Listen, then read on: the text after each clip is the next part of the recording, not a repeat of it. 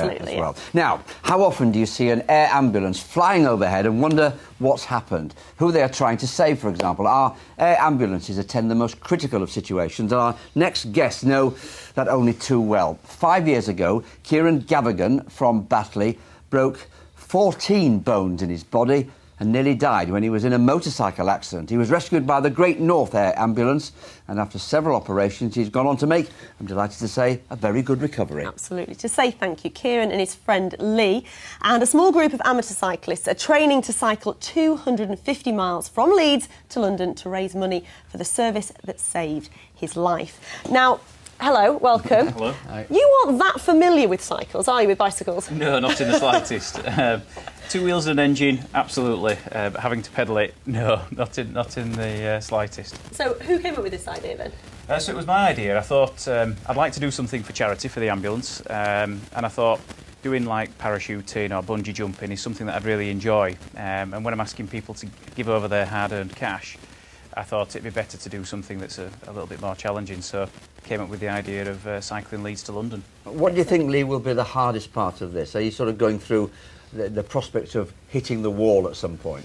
Yeah, I mean, the training from start to finish has been pretty difficult already. I mean, we both really started around Christmas time, and I remember the first road ride, about 40 miles, was really, really challenging, and we're up to well into the 100 miles now.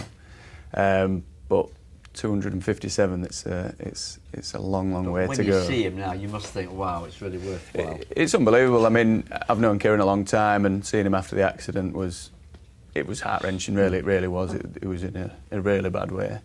But yeah, he's come on a long way, and he's actually looking a lot fitter than he did. Tell us about your friend Alan, because you're doing it for him as well, aren't you? We are, yes. I did bring a picture in, but I've left that through there, unfortunately.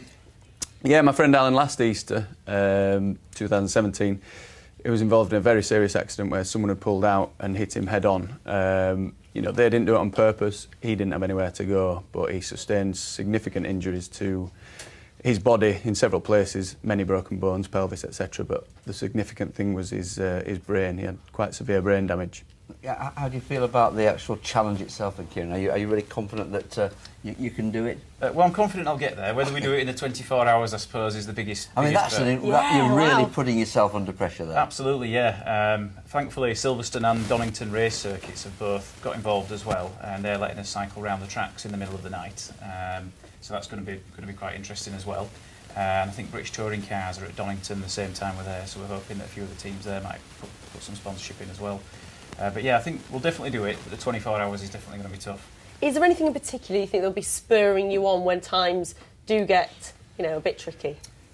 I think there's a few things, isn't there? I mean, for me personally, it was, I remember the conversations I had with the doctors at the start where potentially I was going to lose my right arm. And then sort of 3 years of operations and having steel work removed and things. That is always at the back of my mind when I think, how much I've achieved already and how much the great NHS have done for me. And then obviously thinking about Alan as well.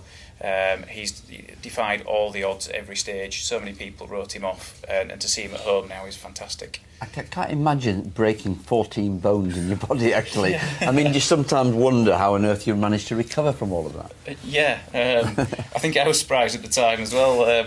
But in all honesty, the treatment that I got initially up at James Cook and then at Pinderfields, and I've got to say, Mr. Venkat, who's been the surgeon who's dealing with my arm, has been fantastic. And they just break it down into small chunks, do the physio, keep working at it, and you get through it. And how much are you hoping to raise? Well, this was the bit that we'd made a slight mistake on, because when I originally did the challenge, I thought it was the Yorkshire Air Ambulance who picked me up.